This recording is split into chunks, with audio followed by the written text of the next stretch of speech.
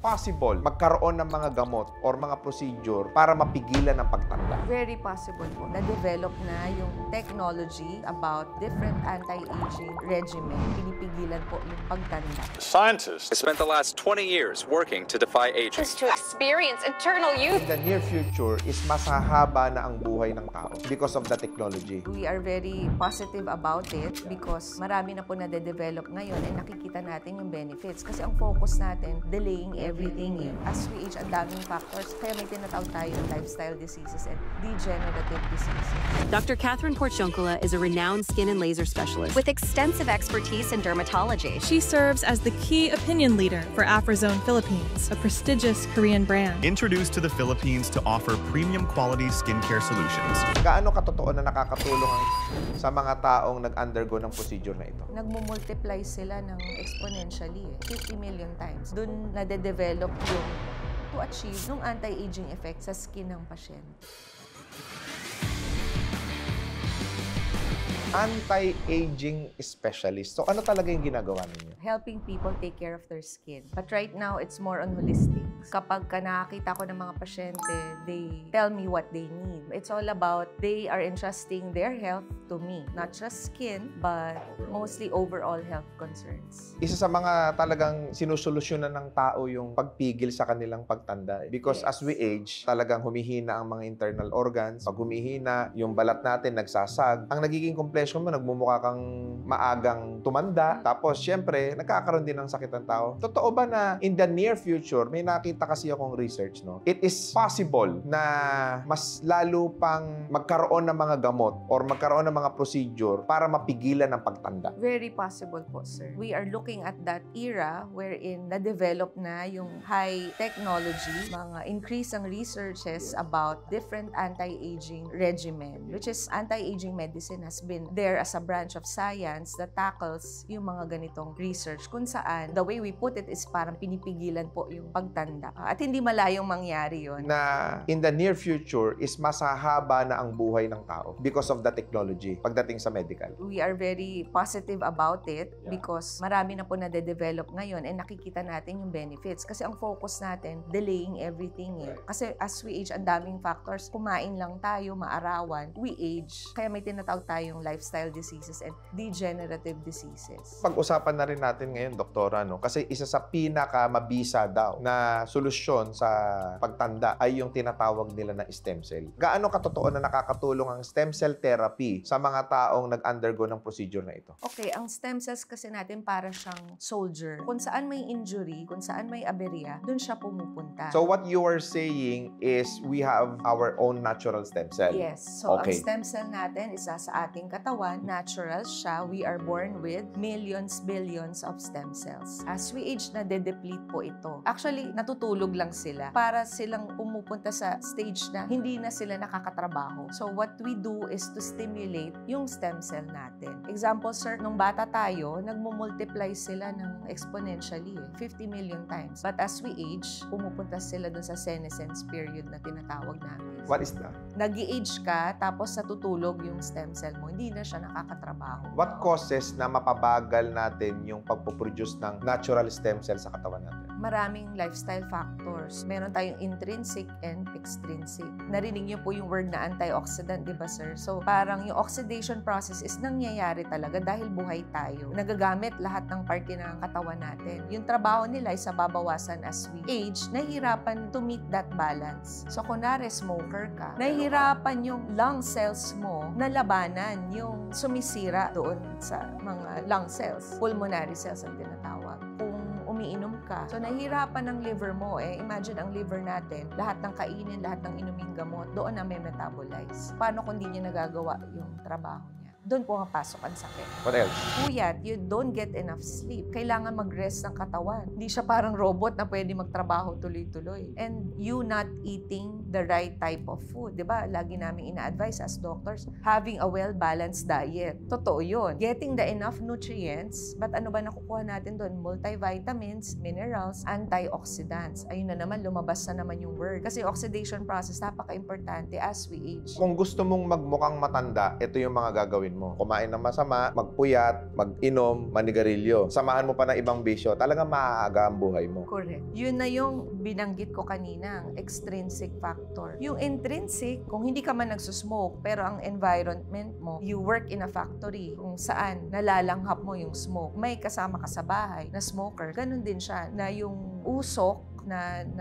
i-inhale mo is nakakasama sa iyong katawan. So, yung intrinsic is hindi natin mapigilan. Meron genetics. May mga diseases na from birth or naipapasa or namamana. Ito yung mga hereditary factor. Imagine, dalawa yun na nagko-contribute kaya tayo nag-age. Ngayon, yung regenerative medicine at anti-aging medicine nakafocus. At yung stem cell nakafocus paano mapigilan yung mga yon. Napakaraming mga elites, yung mga may pera, nasa middle class tsaka mga mayaman, na nag-undergo sila ng stem cell therapy. Specifically, example, si Juan Ponce Enrile, more than 100 years old na. Correct. Noong 2012, nag-undergo ng stem cell therapy na ginawa niya sa Germany. Do you think kaya lumagpas siya ng 100 years old, malaking tulong yung stem cell therapy na ginawa sa kanya? I would believe po na nakatulong ito, nakakontribute. Bakit na-delay yung aging niya at nakaabot siya sa ganun. Ano yung mga facts regarding stem cell therapy? Usually, ang stem cell natin, marami pong sources. Nauna itong ginamit sa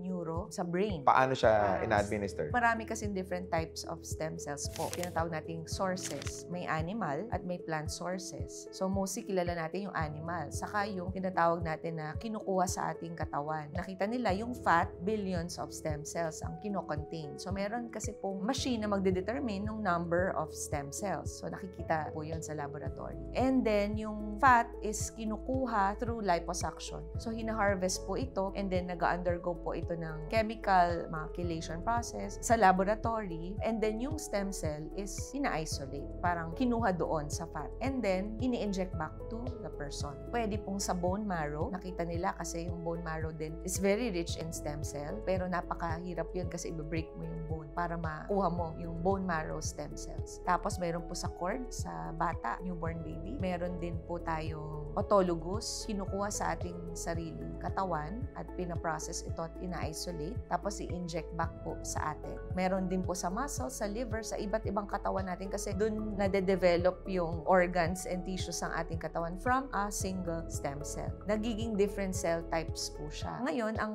question na lang dyan, kaya po very controversial ang stem cell, is paano ibinabalik sa katawan. At kung yung number ang stem cell na magiging effective to achieve anong gusto nating benefit, madelay yung aging. Ang research sa stem cell is still ongoing kasi meron pong mga side effect na paano mo ibabalik ang fat nang wala kang fat emboli. Kasi isa pong komplikasyon yun. Paano mo kukunin ang stem cell from an animal source? Pwede mag-develop po ng hypersensitivity at immune reaction yun. Merong deer, merong sheep, which is nire-regulate talaga ng ating Department of Health. Kasi dun sa iba't ibang sources nun, baka nagkakaroon ng komplikasyon na hindi nga enough. Konti pa lang nakapag-take eh. As doctors, ang duty namin is to first do no harm to the patient. So pagka hindi ka pa sigurado on something, you don't just deliver. We go for safety. Kaya napakalaki pong controversial in the medical field ang stem cells. Imagine yung in-inject mo ba, hindi siya magkakos ng cancer? Kasi po may mga tinatawag tayong different types pa ng stem cells. Napakadami pa po. Oo, pampabata. Oo, pampagaling. Oo, pampa-energize.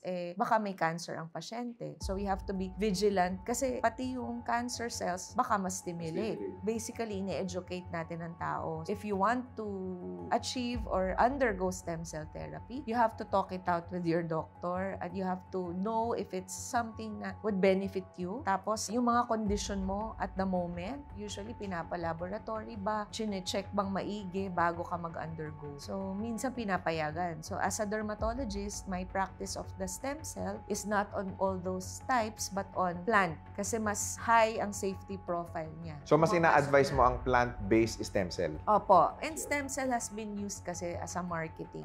They get claims. Ang stem cell, kailangan living organism para gumana. So, hindi lahat ng stem cell na mababasa nila na may stem cell sa produkto. Totoo yun. Yes. GMP lab ba yun? Is it really stem cell? So, we use exosomes. Mina-market ng iba as stem cells. So, ang exosomes is actually pinrocess siya, in-isolate because of the benefit ng stem cell. Nandun na yung mga amino acids, peptides na magsistimulate ng anti-aging effect na gusto naming ma-achieve sa skin ng pasyente. Okay. So, paano nila malalaman na yung stem cell na ite-take nila or gagamitin nila is lehitimong stem cell talaga? Sa atin kasi, stem cell is hindi pa kompleto po and wala pa pong DOH facility na accredited for doing stem cell, the therapy itself. Right now is galing po sa ibang bansa. They have been in different manufacturers na may R&D, research and development, and yung tinatawag namin GMP lab to preserve yung stem cell. Pero pagdating minsan sa mga products, all we see are growth factors, peptides, amino acids. And then we have to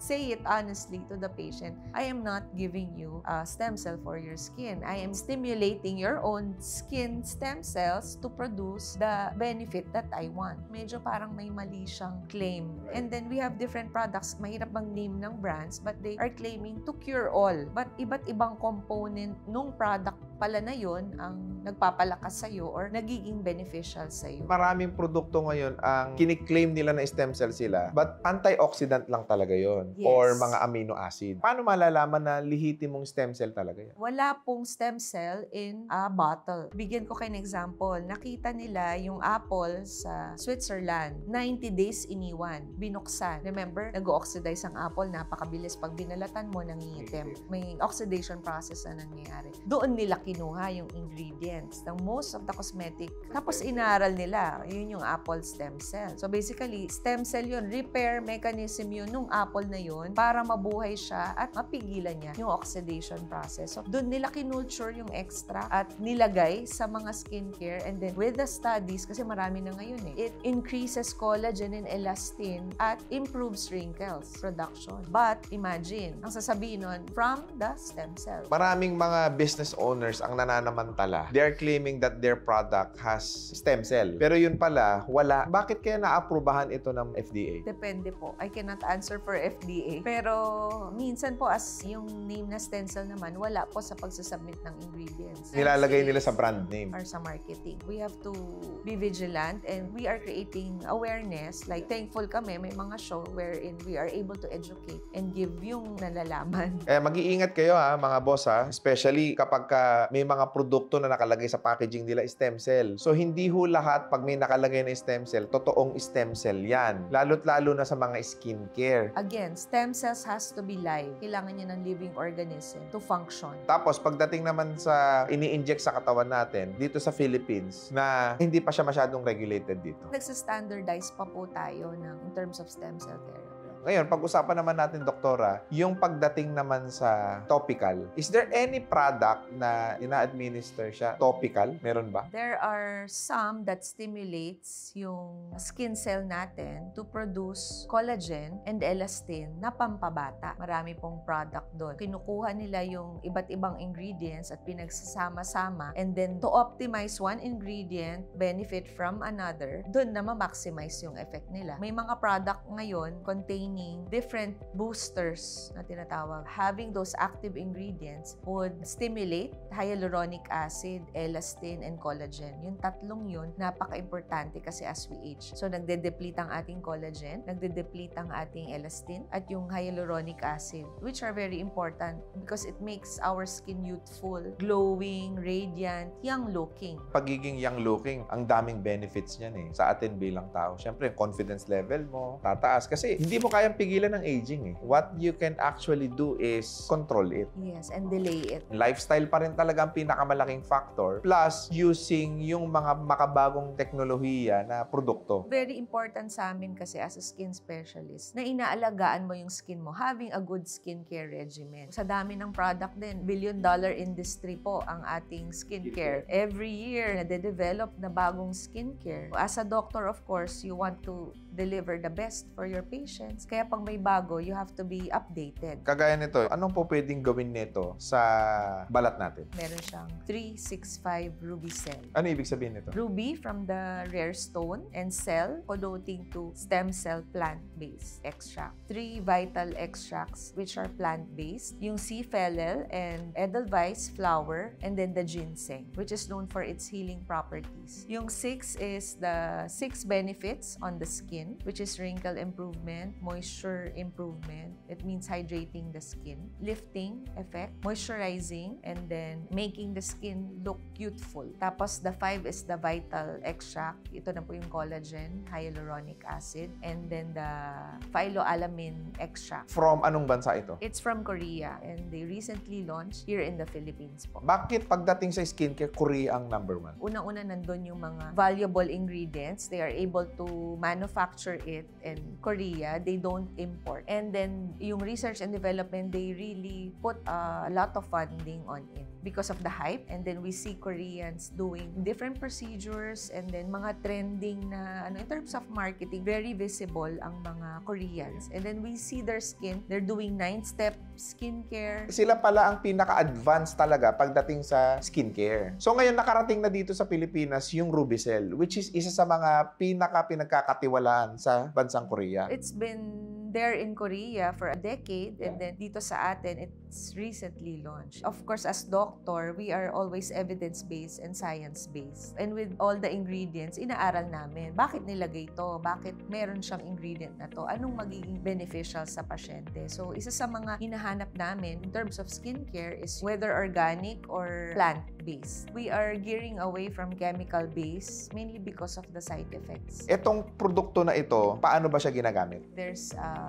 deep cleansing to remove superficial oil and dirt. We use intensive for you silky cleanser po. So this is hydrating cleanser and moisturizing cleanser. Anong kasunod na gagawin? This one for Rubicel, they have a mist. It helps prepare the skin para po dun sa mga ibang ingredients ng susunod natin na product. And then in the clinics, this is actually a procedure that the patients can do regularly, either weekly or twice a week. This is an air spray. Meron siyang nanotechnology. Pinag-aralan po na yung system na yon diretso kung saan natin gusto ang mga products, which is into the deeper layers po ng skin para makita ang effect. So ito, ba't may sprayer siya, Doc? In-help niya yung solution to be able to deliver equally. Parang tool namin siya para ma-deliver yung mga ingredients ng ampule. Ito yung mga ampules natin, Doc. Yes po, containing the different extracts and antioxidant. Doon naman sa mga mahilig, kasi sa Korea, very uso yung mga cushion. So, ginagawa nilang... Skincare din to? Yes. So, of course, sa doctor, minsan, nahirapan kami kasi with all the procedures na ginagawa namin sa clinic, ayaw namin mag-complicate yung mga nilalagay ng pasyente sa kanilang skin. So, we recommend something that they can apply to cover up blemishes, unevenness, so it evens out the Tapos skin. yan, skincare na And then may rin. SPF po siya. Ito po. This is used as a moisturizer po to hydrate the skin. Yung iba kasi mga cream sa market na kaklag ng pores. So since hydrating siya na fast absorbing, yun yung mga gusto natin sa mga product. Once you massage until absorb, in place siya. Hindi siya nag-attract ng dirt, hindi naglalagkit. Di ba maraming mga tao na hindi nagmo-moisturize kasi oily? Actually, yung oily skin, nire-regulate talaga natin ang pag-moisturize. So but kahit oily skin, it's non-comedogenic. Ito. Meron silang mist spray na carry-on. So this one kasi is, you have to have it in the clinic as a procedure. This one they can carry around. We also put po yung Rubicel ampule inside as a spray. Mapunta tayo sa skincare, no? Marami ngayon dito ang sensational na mga product dito sa Philippines. Naglabasa na yung mga rejuvenating set, mga sabon, mga toner, mga kung ano-anong mga brand. Paano tayo makakaiwas doon sa mga produkto na merong harmful ingredients? Ano ang dapat nilang tignan sa packaging? Usually, may mga negative effects tayo nakikita with hydroquinone. Merong certain level lang ng hydroquinone na nilalagay sa ating mga produkto na approved at nire-regulate din yung gamit nito at with guidance din sa mga doktor. So, you don't go to the doctor kapag may problema na. It's more on if nirecommend ng doktor, responsibility ng doktor na i-guide ka paano siya gamitin. What if bumili ka ng rejuvenating set, tapos hindi naman sinabi na hindi pala para sa skin type mo, nag-breakout ka. Hindi naman natin sisisihin yung kapitbahay or yung friend natin na nag-recommend. Baka kasi sa kanya, hiyang siya or masasabi natin na para sa kanya yon or ni-recommend ng someone in authority. Yung paraben. Ginagamit po to sa mga cosmetic brands and nilalagay nila sa skincare para tumagal. Kami mga doktor, we only recommend hypoallergenic, paraben-free, and FDA-approved products. Kung wala ito sa mga produktong ginagamit nyo, I suggest na you stop or you shift to another product that is safer. I would just like to tell everyone that in choosing your skincare skincare, you have to choose something that is FDA approved, that is hypoallergenic, that is paraben-free, and that is plant-based like Rubicel po. Would you recommend Rubicel 365 para doon sa mga gusto nilang ma-improve ang kanilang skin complexion? Definitely, this is a good product to include in skincare regimen because it is high quality and it is plant-based. It's hypoallergenic, paraben-free, not causing pimples, and it's actually as anti-aging skincare. Doc, saan ka ba nagki-clinic? You can visit me at Lux Premier Beauty and Wellness Clinic. This is at the second floor of Promenade po sa Green Hills. Sa lahat ng mga gustong umorder ng Rubicel 365, i-follow nyo ang Afrozone Philippines. Yan, nandyan yung page at syempre nandyan din ang kanilang cellphone number. Available po yan sa WhatsApp, sa Viber at sa Telegram. Tawagan nyo po sila kung gusto ninyong masubukan itong Rubicel 365 na talaga naman pong napaka-effective at galing po yan, legit from Korea. Doc, maraming salamat po. Thank you Dami very kong much natutunan at God bless sa inyo lahat.